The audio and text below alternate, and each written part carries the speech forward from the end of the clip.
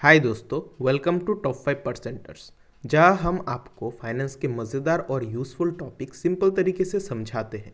आज हम बात करेंगे एक ऐसे टॉपिक की जो शायद आपको समझने में थोड़ा कंफ्यूजिंग लगता हो, बट ट्रस्ट में आज के बाद आप इसका एक्सपर्ट बन जाओगे। आज के इस वीडियो में हम इंडियन स्टॉक मार्केट के बेसिक्स के बारे में बात करेंगे, सिंपल और ईजी टू अंडरस्टैंड वे में। तो वीडियो को एंड तक ज़रूर देखना, क्योंकि शुरुआत से एंड तक आपको स्टॉक मार्केट का पूरा कॉन्सेप्ट क्लियर हो जाएगा। सबसे पहले स्टॉक मार्केट होता क्या है। स्टॉक मार्केट एक जगह है जहां लोग शेयर्स यानी हिस्सेदार बनते हैं उन कंपनीज का जो पब्लिकली लिस्टेड होती है। मतलब आप किसी कंपनी का छोटे से हिस्से के मालिक बन सकते हैं।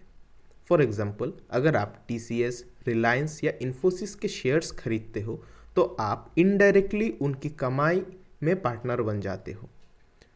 इंडिया में स्टॉक मार्केट कैसे ऑपरेट करता है, चलिए ये जान लेते हैं।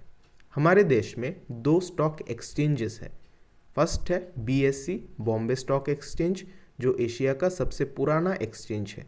दूसरा है एनएससी, नेशनल स्टॉक एक्सचेंज, जहां पर लाखों कंपनीज अपने शेयर्स को ट्रेड करती है। इनका मेन काम है एक ट्रांसपेरेंट और सेफ प्लेटफॉर्म प्रोवाइड करना, जहां बायर्स और सेलर्स शेयर्स का एक्सचेंज करते हैं। स्टॉक मार्केट एक डिमांड और सप्लाई की गेम है। जब ज़्यादा लोग एक स्टॉक खरीदना चाहते हैं, उसका प्राइस बढ़ता है, और अगर लोग बेचने में इंटरेस्टेड होते हैं तो प्राइस गिर जाता है। ये काम होता है ब्रोकर्स के थ्रू। आज के डिजिटल ज़माने में आप एंजल ब्रोकिंग, जीरोधा या ग्रो जैसे ऐप्स का यूज़ करके शेयर्स बाय या सेल कर सकते हो। अब आते हैं निफ्टी 50 और सेंसेक्स पर। ये स्टॉक मार्केट के हेल्थ इंडिकेटर्स है।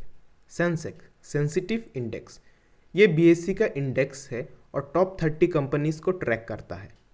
निफ्टी 50 एनएससी का इंडेक्स है जो टॉप 50 कंपनीज का परफॉर्मेंस ट्रैक करता है। ये दोनों हमें बताते हैं कि मार्केट ऊपर जा रहा है या नीचे। अगर आप इन्वेस्ट करना चाहते हैं तो कुछ 3 चीज़ें ज़रूरी होती है। वो क्या है, वो समझ लेते हैं। पहला है डीमैट अकाउंट। ये एक डिजिटल लॉकर है जहां आपके शेयर स्टोर होते हैं। सेकंड है ट्रेडिंग अकाउंट। इसके थ्रू आप शेयर्स बाय या सेल करते हैं।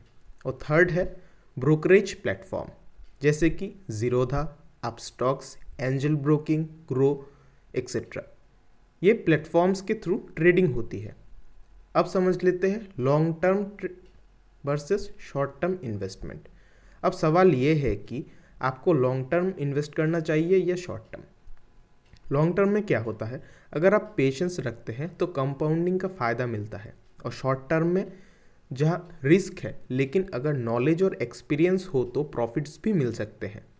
अब बात कर लेते हैं कुछ फियर फैक्टर्स या मिस्टेक्स के बारे में जो हमें अवॉइड करना चाहिए।